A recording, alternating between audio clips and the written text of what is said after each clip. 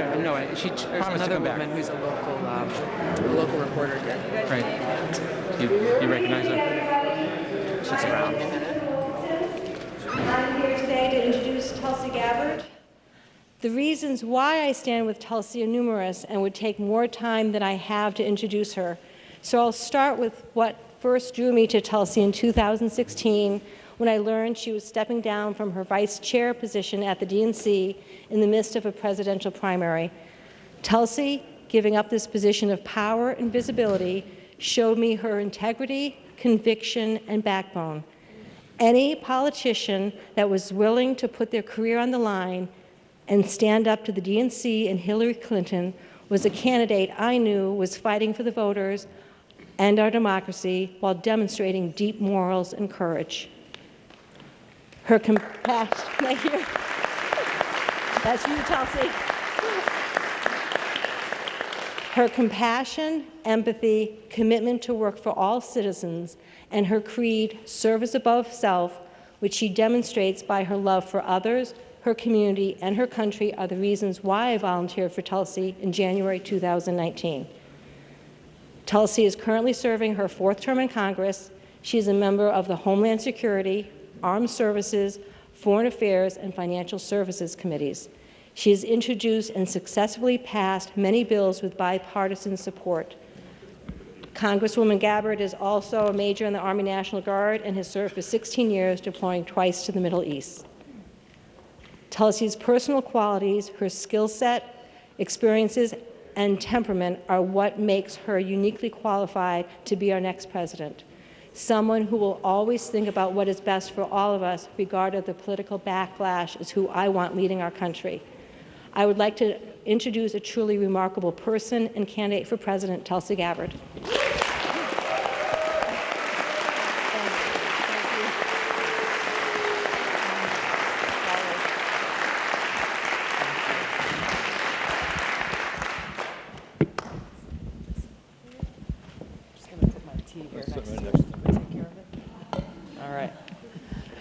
Thank you. Please give Susan a round of applause. Thank you for your kind introduction. Thanks for the many, many, many hours you have put into volunteering for our campaign. Welcome to all of you. Thank you so much for taking the time to be here this evening. Charlie, I want to ask you to stand up. This is your house that we are in here in the VFW. Charlie's the quartermaster of this VFW. Thank you so much, and thank you for your service. Thank you. Thank you. I am so grateful to be a lifetime member of the VFW and to know that anywhere in the country, as with all veterans, to know we have a home. We have a home here in the VFW, so thank you very much. All right, I'm going to dive right in. We're on a tight schedule today, and I want to be able to get to as many questions as we can. I want to start with, Susan kind of went over a little bit about my background and experience, and I want to focus first on, it's the issue that I get asked most often about, and to me it's the thing that's top of mind and central to all of the other challenges and solutions that we see here. People ask me every day, how do we heal the divides in this country? That we are so deeply torn apart. In Washington, yes, the hyperpartisanship, one side versus the other, it's us versus them.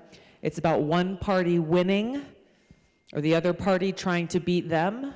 And the idea of the American people actually being the ones who are winning is lost in the process. As a result, it's we the people who lose.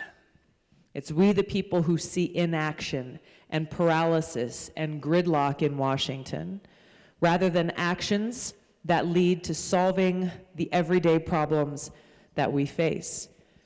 This is so important to focus on so that we can actually solve problems. And because as New Hampshire voters, you got to figure out who you want to vote for in the next few days. And there's a lot of different plans, there's a lot of different ideas coming from all of the different candidates about how each of us would solve these problems. But the reality is that unless we have a president who's able to reach across the aisle, to work with members of Congress, both from the other party, but also with members of Congress even within our own political party, we're not going to be able to get anything done. All of those plans really will only be worth the paper that they're printed on. And what we, the people, as voters, will be left with is a perpetuation of challenges and problems that we've seen go on and on and on. Being able to approach solving these problems with a very practical and realistic view is essential. And this is what it comes down to, is how do we bridge this divide? How do we get to a place where we can have leaders in this country who are actually putting service above self, who are putting country first, checking that partisanship at the door? This is what voters in this country deserve. This is the leadership that I seek to bring. And you can have the confidence to know that this isn't just some fancy, rhetorical, beautiful, utopian thought. This is rooted in reality. In 2012, when I was elected to Congress first, there were 84 of us new members elected at the same time. There were 50 Democrats, 34 Republicans. But when we got elected, we were elected into a very strong Republican majority. And so for the first week or two that we were there, we were all bussed around from one briefing to the next, getting to know each other, getting briefings on ethics and where all the buildings were and where the committee rooms were, and getting keys and ID cards, all the basic logistical things. But through this process, we really got to know each other as people. We got to know each other's families. We got to talking about where you came from and what was the experience you had and how was your campaign? Was it challenging? Just got to know each other as people without being stuffed into these partisan boxes. But then after that initial orientation period was over, then immediately the partisan divide began, where, as Democrats, we went off and immediately started having meetings in one place. Republicans went and had their meetings in the other rooms. And that's how it was from that point on. And the messaging that came from each of our respective party leaders was, all right, you're part of this team. When our legislation is going forward, we're all going to stand together. We're going to push for the Democratic legislation, and vice versa for Republicans. Even being told, hey, we don't really want you to work with this Republican because we want to take him out in the next election. And if you're able to successfully get something done, you'll help them get reelected because they'll be able to cite that accomplishment in their brochure. Same thing on the other side. Putting partisanship ahead of actually solving problems. And so this was pretty disturbing to me immediately. I knew it was very partisan, but to be so blatant and out front from the get-go, I saw how this culture was standing in the way of real progress. Immediately, I started thinking about how could I, as a newly elected Democrat from a small state in the middle of the Pacific Ocean, break through? How could I build relationships? How could I start to bridge this divide? And so I kind of went to a very basic place and thought of the most universal gesture, language, that speaks loud and clearly to me, and that is food. I called my mother in Hawaii, asked if she would make 434 boxes of her amazing macadamia nut toffee. No big deal. Not pieces, boxes. She said, yeah, I think that's a great idea. I was like, awesome, thank you. Because I have one more question. I have one more favor to ask. I asked if she would make another 435 larger boxes of toffee for the staff of every member of Congress. She paused, took a breath. She said, okay, that'll take me a little longer, but I'm in. And I thanked her profusely. She immediately got to work in Hawaii. She's stirring 2 pots of toffee on the stove at the same time. She's chopping the macadamia nuts, starting to pour the toffee. My dad called me and wanted to make sure that I knew he was helping. And he said, honey, I want you to know, I'm tasting one piece out of every pan of toffee that your mom makes just to make sure it's good. I said, okay, Dad, thank you. Good job. But as they were doing this in Hawaii, I was in DC, and I just started handwriting personal notes, introducing myself to every one of my new colleagues, telling them a little bit about my background, and signing every note saying, I look forward to serving with you. We started to deliver these, what I called little gifts of aloha, and very quickly started getting responses. That during every day on the House floor, we have either 1 or 2 or 3 voting sessions. And I started to see, while we were having votes, the only time all 435 members are in the same place at the same time, there were senior ranking Republicans, chairmen of powerful committees, people from other parts of the country who normally I wouldn't cross paths with. They probably would not give me the time of day or return my call if I asked for a meeting. But they were coming and looking for me just to say thank you. Many of them following that up with, I ate it all and I need more before I can go home and see my family this weekend. Can you hook me up? But then most importantly, saying, tell me what issues your constituents are worried about. You know, what are the things that you want to work on now that you're here in Congress? I'm the chair of this committee, or I've been working on that issue, or this is an area that I've been focused on. Let's work together. I want to help. That very simple gesture, setting all politics aside, no preconditions, no purity tests, no saying, well, hey, I know I've seen you on TV and I strongly disagree with you on that, so I know I'm going to ignore you. No toffee for you. No, not you.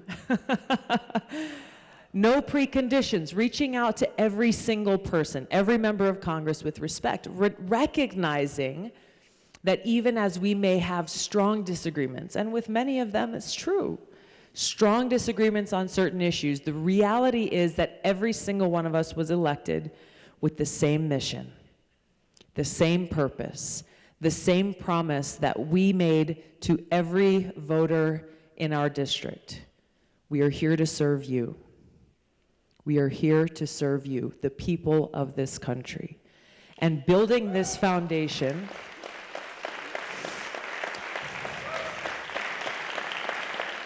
building this relationship based on this foundation of respect as fellow Americans, rooted in the bedrock of our Constitution, allowed me as a freshman Democrat member elected from this small state in the middle of the Pacific Ocean to be able to break through these partisan barriers, to actually be able to get legislation passed. My very first bill that I introduced as a member of Congress, the Helping Heroes Fly Act, passed into law, signed by President Obama in a record period of time. It enabled me to, when other pieces of legislation were coming to the floor, I had controversial amendments that people told me were dead on arrival, that they would never get support from any Republicans. Instead of just listening to that, I went forward anyway. And when I made those calls saying, hey, I need your support and here's why, they listened. Some of them still said, well, Tulsi, I've heard you, but I disagree. Maybe next time. Many others said, Tulsi, I've heard you and you make sense. You have my support. The kinds of real conversations, of communication, both talking and listening, thinking of how we put the well-being and the best interests of our country at the forefront, and getting things done as a result. This is what we need in all of our leaders. This is the experience of leadership that I will bring to serve you every day as your president and commander-in-chief. My personal commitment to put the well-being of people ahead of partisanship, ahead of profits, ahead of corporate special interests, and rebuilding these ties with leaders across our government to really bring to fruition that vision that our founders had for us as a nation. as a nation, where our government is truly of the people, by the people, and for the people. We've got a lot of work to do to get there, but it's not a pie-in-the-sky goal. It is a necessary one. It is a necessary one. When Abraham Lincoln delivered his speech warning the nation over 161 years ago that a house divided against itself cannot stand, he ended that speech by saying, "We shall not fail. We shall not fail." He said, if we stand fast, we shall not fail. And that challenge that he gave at that time rings just as true now as it did then. The answer to bridge these divides in our country doesn't lie in one party or another party. It doesn't lie in one person's hands or another person's hands.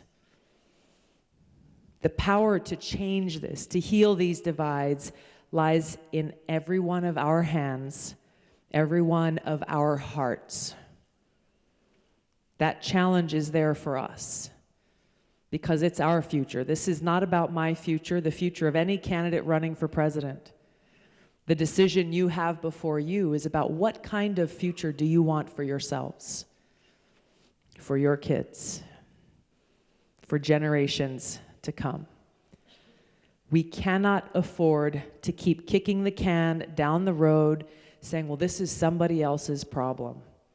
We cannot afford to have so many people continuing to stay home and not vote, not make sure their voices are heard because they think that this system is too broken to be fixed. The only way we do fix it is by taking action, and that action begins with casting your vote. And I'll close on this before we open it up to Q&A here, because it's something a couple of people have mentioned to me, especially recently. Tulsi, you know, we like you. We really want you to be president, but I just don't think that they will let you get it. I don't think they will let you win. So I'm gonna vote for somebody else. The only way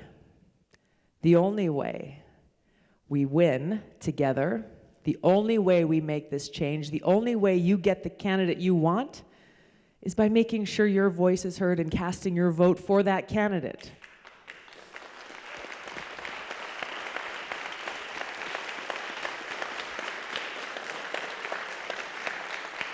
Especially here in New Hampshire, where you are proud of how independent this state is and independent voters are across party lines. You don't let anybody come and tell you how to cast your vote. You don't let anybody to come in here and tell you who should win this election and who should lose. So it's important both for New Hampshire and across the country to remember this fact that our future lies within our hands, and no matter how much the powerful elite in Washington try to tell us who they think should win or who they think should lose, we get to decide. We get to decide. And the beautiful thing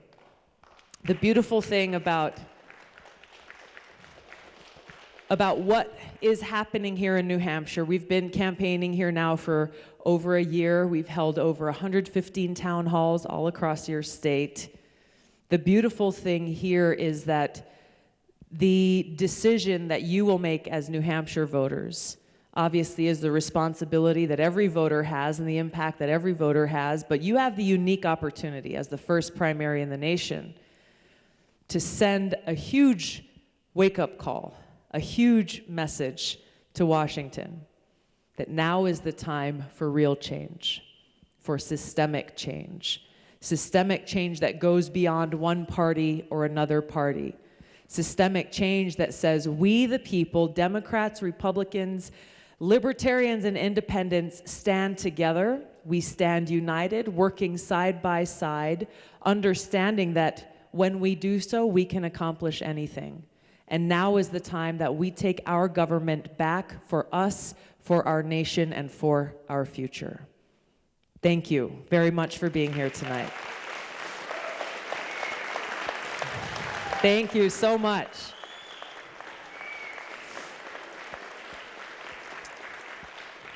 Thank you. We've got a couple of microphones here.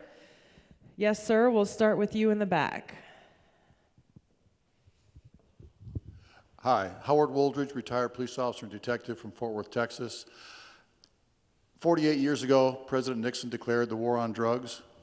48 years later, and a $1.2 trillion, in fact, it's worse now than before. There's heroin, fentanyl, whatever, in every small town in New Hampshire and across the United States.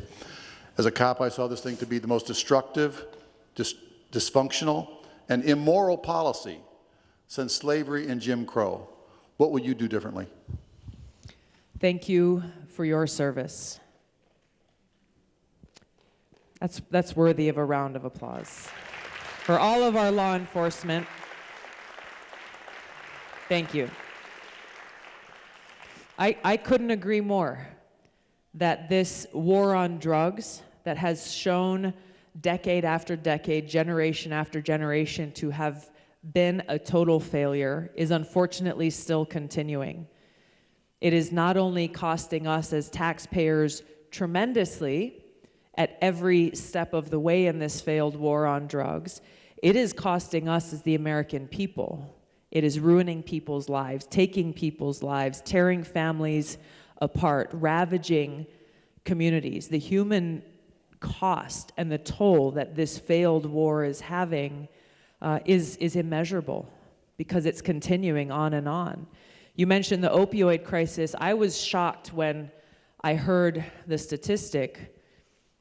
130 Americans every single day die because of the opioid crisis. Every day. These are people who we may know or have worked with or members of our family. 130 Americans every day, and 40% of those started with prescription drugs. Maybe they got a prescription because their back was hurting or they had surgery or they needed something else, but they weren't really warned, many people not warned about how highly addictive these drugs are, and just saying, it's okay. I met a woman the other day, just a few years ago. She had some serious health issues and they drugged her up good. She's like, is this good for me? They're like, yeah, it's just like Tylenol. Just like Tylenol. Literally, that's what they told her. And she finally got to a place where she realized this is not good for me. It's completely changing who I am as a person, and she felt her life being sucked from her. And thankfully, she was in a place where she was able to get herself out of it and make some decisions.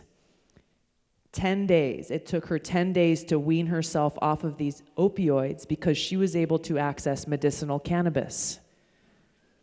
That's how she got her treatment. Completely off of these opioids. But not every person in this country is able to do that. Why? Because of this failed war on drugs. She lived in the shadows. She is a conservative Republican woman from Alabama. Her mother is a prosecutor, her father is a physician. And she had to live in the shadows, even though this medicinal cannabis just saved her life because she's a criminal under federal law. Alabama has not legalized even medicinal cannabis. But this is one of many illustrations of the point that you raise, sir. And it's why throughout my time in Congress, I have introduced legislation to, for example, I have the only bipartisan bill that would end the federal marijuana prohibition as the first step towards ending this failed war on drugs.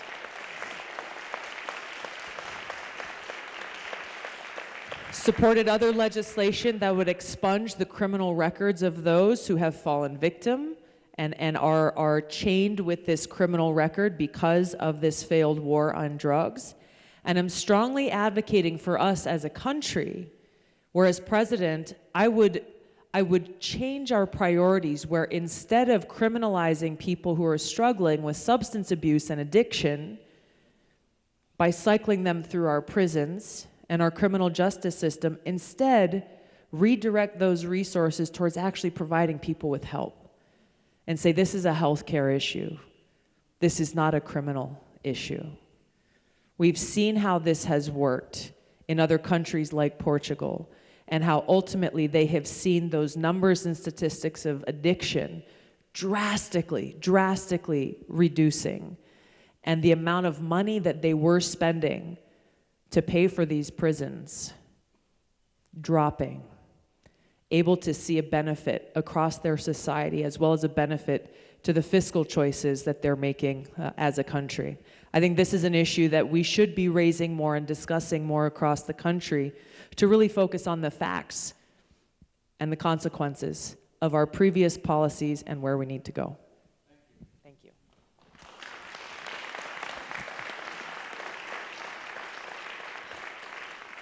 Good evening, Congresswoman. I'm Steve Valet from Dover, and you've been getting a lot of accolades from libertarians, so I'm going to ask you a question that will put that to the test.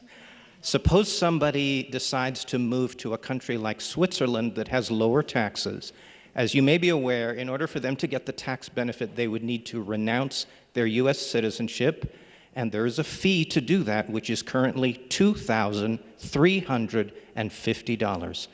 Just to renounce citizenship? Yes. So two questions for you. One, do you think that fee is reasonable? And second, how do you feel about the Reid Amendment, which, if enforced, would prohibit that person from re-entering the United States, even to visit family? Thank you for your question. I'm not familiar with the Reid Amendment, so I can't comment on that. I will definitely look at it, so I am familiar with it. It seems like an exorbitant amount of money, but it's also a pretty huge decision to make to renounce your U.S. citizenship. I think kind of one of the underlying issues there is how the United States, what's the word I'm looking for with our tax laws now? The United States is one of the only countries, thank you, citizenship-based taxation versus, exactly, we're the only major country that does that. So that's something that I would, kind of go deeper. It's a big deal to renounce your citizenship. So let's get to kind of the root cause of this challenge, why someone may find themselves in that position of having to make that choice.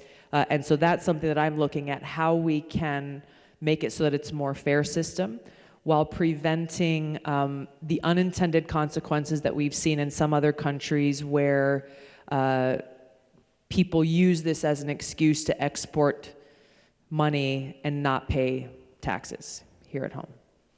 Thank you. Somebody on this side? Prescription drugs. Yes. The cost of prescription drugs, how can we bring it down, and can Americans buy drugs from countries that sell it cheaper than we do? We should be able to, like Canada, right down the street. It's not that far away. The rising cost of prescription drugs in this country is out of control. And we as Americans are being price gouged by big pharma with almost no limitation whatsoever. I think one of the most egregious examples of this is insulin.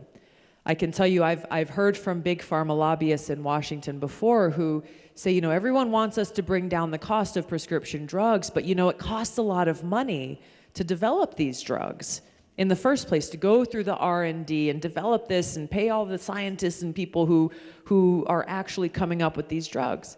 But if you look at insulin, the three gentlemen who created insulin to help people with diabetes sold that patent for $1 each, a total of $3. But how much is insulin, how much is a vial of insulin now, here, in the United States? It's girl in high school came and told me the other day her little sister has juvenile diabetes, $360 a vial for one vial. I was at Concord High School and we had a kind of a town hall there with about 450 students, and she says, what is going to happen to my sister who will die without her insulin if when she turns 26 she doesn't have a good enough job that will give her good health insurance? And she can't afford $360 per vial for insulin. We've got to rein in this price gouging that Big Pharma is abusing sick people.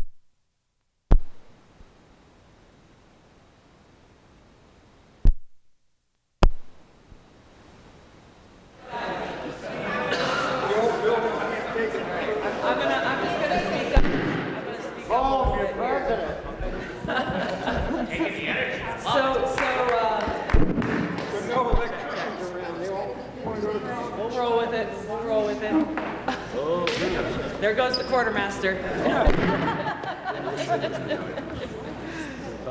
All right, they're going to figure it out. I'm going to use my military voice here.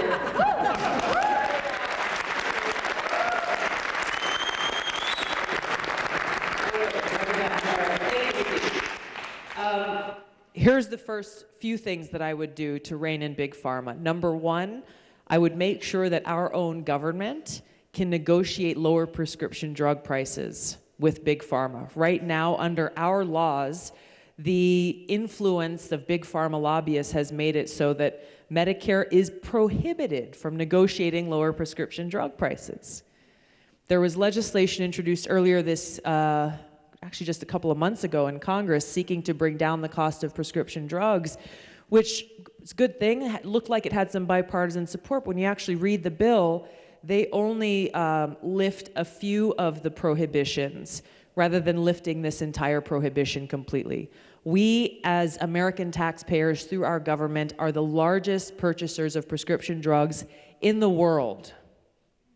In the world. We are the #1 customer, which means we've got a lot of leverage, right, to be able to bring this cost down. So we've got to get rid of that prohibition. The other way that Big Pharma exploits loopholes in our patent laws so they can make more money is by doing something that is called patent parking, where they try to block generic drug companies from coming in and producing these drugs at a lower price for as long as they possibly can. They'll have a patent for 7 years. When it's about to expire, basically they'll tweak one little component of that prescription drug just so they can hit reset on that patent clock and block the generics from coming in and providing consumers with a cheaper option. So we've got to fix those tax loopholes. And number 3, what you said, we've got to allow the reimportation of these very same drugs from other countries like Canada to provide consumers with options that they can actually afford. It provides competition, exactly. I think the 4th thing that we've got to address is, I mentioned how lobbyists, they talk about how it's so expensive to develop these drugs. But they, as an industry, Big Pharma spends more money on marketing, both with television commercials and marketing directly to doctors, than they do on R&D. And even more than they spend on marketing, they spend on PACs and lobbyists in Washington. So when you look at where all this money is going, it's not going to the thing that matters most, towards the work that they're doing to actually come up with things that are helping people stay alive or stay well. Ultimately, this comes down to getting the greed out of our policymakers' rooms and those offices, getting the greed and corruption out of Washington, ending this pay-to-play culture in Washington, and making sure that our healthcare system is actually one that is promoting health and wellness, prevention, integrative care, providing the care that people really need to be well, and not just saying, well, we're just going to give you more and more drugs because we're making more and more money off those drugs. We have time for one last question.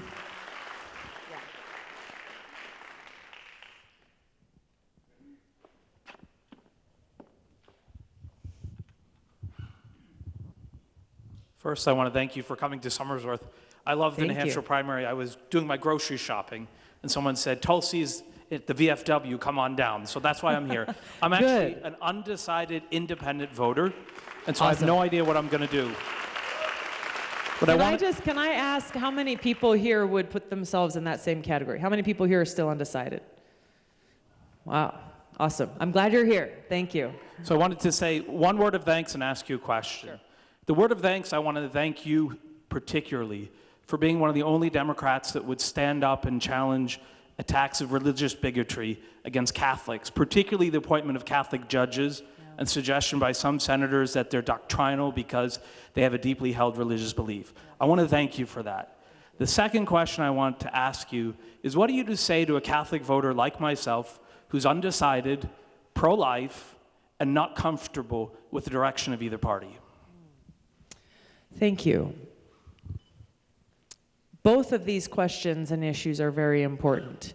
I want to touch on the first issue you raised with regards to religious freedom and actually upholding what is in our Constitution, that there shall be no religious test for public officials.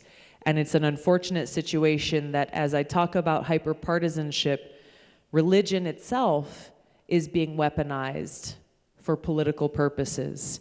And for those who don't know the examples, and there's been a few examples that we've seen that you're talking about in the US Senate, has been where judges have been nominated, and instead of purely focusing on that judge's, senators focusing on that judge's ability to be fair arbiters of justice based on our Constitution, there have been very targeted questions and accusations made purely because of their religion. One case being Catholic. In one case, the fact that the nominee was a member of the Knights of Columbus. If the same standard that was being applied to that nominee was applied to others in our government, Senator Ted Kennedy, also a Knight of Columbus, would fall in that category, as would President JFK, I believe. Upholding our freedom of religion in this country is essential. I'm not Catholic, but I understand deeply how critical it is that we maintain this separation and this respect for every single American to choose how they want to worship, or if they want to worship at all.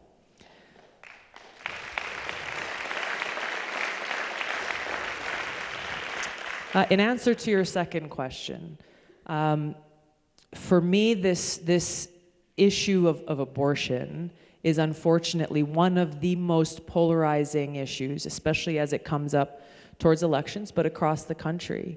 And it's unfortunate because that means there is never any dialogue or conversation happening between people who consider themselves pro-life or pro-choice. And we end up in a place where both sides end up viewing the other as evil. And this, therefore, doesn't allow for any of that dialogue or understanding to occur. My belief is that government should not be dictating what a woman should or shouldn't do with her body, within some, I think, sensible restrictions and limitations. For me personally, I am pro-life. I would never choose to have an abortion. That's my choice. I wouldn't do it. But I also, whether as an individual, a member of Congress, or as president, would not presume to tell any other woman what her choice should be. Now, I think the restrictions that make sense have to do with the third trimester. That at that point, the viability of the baby is known, and as was included and considered in Roe v. Wade, therefore, abortion should be restricted in the third trimester unless the life of the mother is at stake or there's severe health consequences that she would face otherwise. I think more and more, I would hope that our country would be able to open some honest dialogue around this issue so that we can get to a place where abortion is safe, legal, and rare, and focus more on the health concerns that surround so many people in our country. All right, I'm sorry, I'm gonna take one last one. One last one. Yes? Where do you see a place for young people in our democracy as we move into this new era of our country? How old are you, can I ask? 15. Awesome, thank you for being here. No problem. Your place is right here. I remember when I was growing up in Hawaii, and I was really, really passionate about environmental issues in particular. I used to go and kind of organize my friends. We'd go and pick up trash off the beaches on the weekends. And I remember being frustrated by people who were just like, yeah, come on, you're just a kid. You're just a kid. Your voice doesn't really matter. I'm glad to see that more and more that's changing, that with so many platforms and social media and other things. What's your name? Luke. People like you, Luke, are, even if you're not old enough to vote, man, you're making an impact. And that's a beautiful thing. It gives me hope for our country and our future.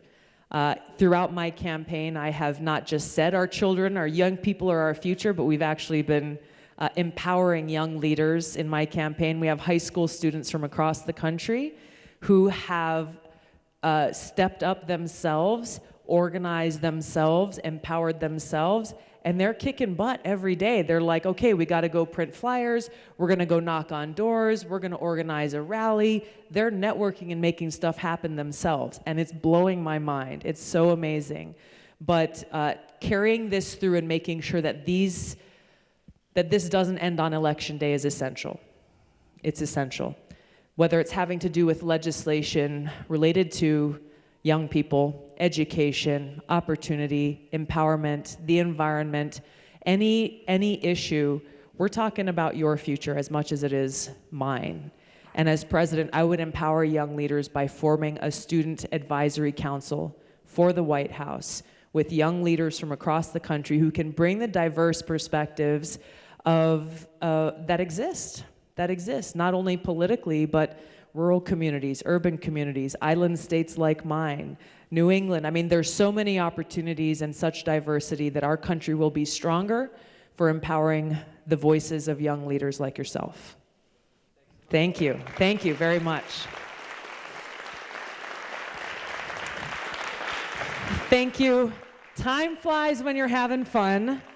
I appreciate you all making the time to come and be here tonight.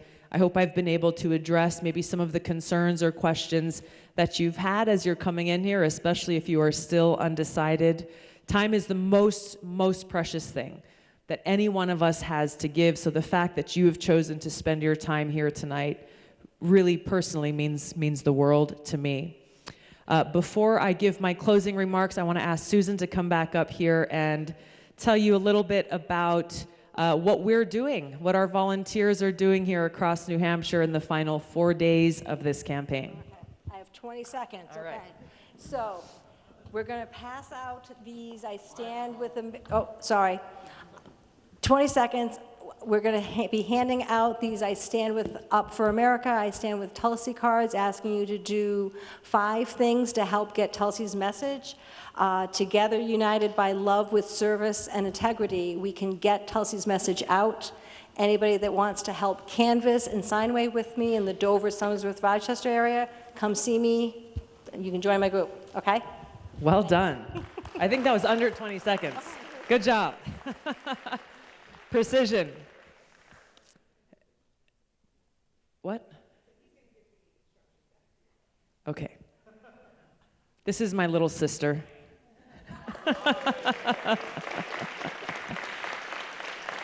So as we close here tonight, I want you to leave thinking about a couple of things. That if you are sick and tired of leaders in Washington who are thinking more for themselves than they are for the well-being of the people of our country, I invite you to stand with me. If you are sick and tired of leaders in our country across both party lines who have been waging wasteful regime change wars that have not made us any safer and cost us tremendously in American lives and our taxpayer dollars, then I invite you to stand with me. If you are sick and tired of being sick and tired, I invite you to stand with me. Thank you very much for being here tonight. 4 days till Election Day. I appreciate all of your support. Aloha. Thank you. Aloha, everyone. So as you can imagine, thank you so much for coming out this evening. As you can imagine, we have a super busy evening planned, but we want to make sure that everyone who wants to has the opportunity to take a picture with the Congresswoman. So I'm going to ask for everyone's cooperation. Firstly, to line up on this side of the room right here for your picture that's going to happen with the flag in the backdrop. And as we move the line, the Congresswoman is just going to talk to the press really quickly and then join you back there. As we move through the line, please, please, please, we just ask that you don't ask any questions and keep it moving, because if we can't get to everyone at the end, we're going to have to just leave, and that's not fair to the people at the back of the line. So please, please, please have your phones ready to go, and we're going to take a picture and move on so that everyone has a chance to take a picture with the Congresswoman. So you're going to come up this way, take a picture with the flag in the backdrop, and then exit out the door you came in. Thank you so much. Have a good evening. Aloha.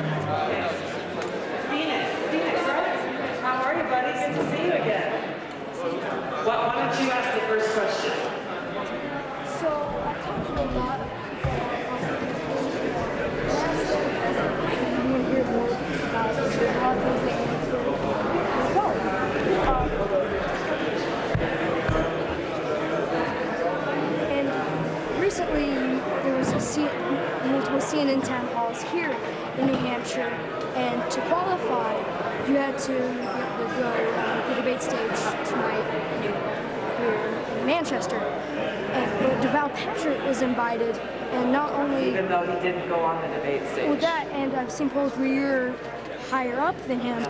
Why do you not...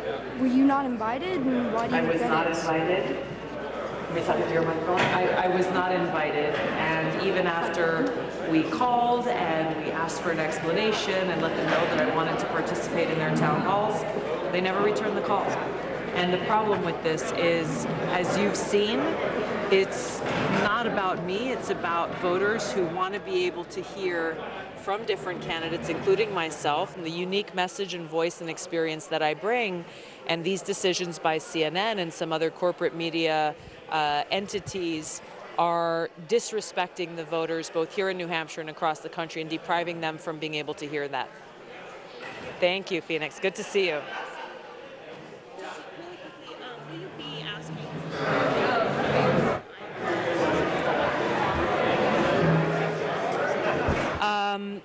I haven't thought about asking for a recanvass. I think probably some of the other candidates may be in a better position to do so. I think it is an unfortunate debacle that has left Iowa voters frustrated and voters across the country, and it's unfortunately undermined people's confidence in the fact that these elections should work and we should know what the results are and have faith in those results. I think even with some of the results that have been reported, the fact that AP cannot announce a winner because of the irregularities that they saw in the tally, I think is a really big problem, especially as we kick off this critical election. That because the surge from Iowa results aren't happening, the vote here in New Hampshire is all that more important. You are one of the candidates who has been the most here in New Hampshire. Do you think that that gives you any sort of advantage going into the primary? We'll see. You know, New Hampshire voters are notoriously independent thinkers, and so we've always known how important New Hampshire is, which is why we spent so much time here. And I'm going to maximize every single day, every minute that we have to continue our outreach directly to New Hampshire voters. Anybody else? Any other questions? Nope. Yes, sir. Focus on you first. The banks are charging exorbitant amounts of interest on credit card loans, et cetera. but meanwhile, we can't get above 1% for our savings. What would you do? We bailed the banks out. How about bailing us out? I couldn't agree more. The disproportionate profits and benefits that big banks are getting while everyday Americans are struggling just to make ends meet is a serious problem. The big banks that were too big to fail back in 2008 are even bigger now, and those working in finance and economists are very concerned for a potential collapse that'll make the one in 2008 look minor. This is a serious problem we need to confront. There's a number of actions we can take. We've got to reinstate the Glass-Steagall Act, which would make it less likely for the kind of collapse that we saw in 2008 from occurring. And we need to cap the interest rates that these credit card companies are allowed to charge to be able to protect the consumer. I think there's a lot of other things we've got to look at once again and seeing how can we best ensure that our financial markets are secure and that the hard-earned money that everyday Americans are earning across the country is secure. All right, that's all we have time for today. Okay, Thank you guys. sorry, thank you. All right, you can go to the photo line. Thank you.